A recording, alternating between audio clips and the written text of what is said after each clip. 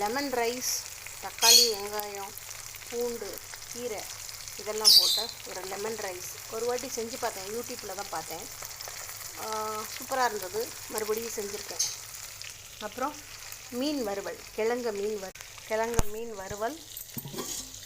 இது lemon rice செம்மையாக இருக்குது. டேஸ்ட்டு தக்காளி, வெங்காயம் எல்லாம் போட்டிருக்கேன். பூண்டு, முருங்கைக்கீரை. எண்ணெய் பட்டுருச்சு கையில். ஆனால் டேஸ்ட்டு சூப்பராக இருக்குது.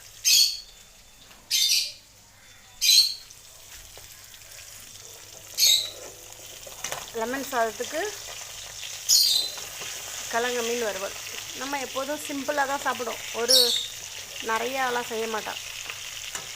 அதனால் இது சூப்பராக இருக்கும். வாங்க எல்லோரும் சாப்பிடலாம்.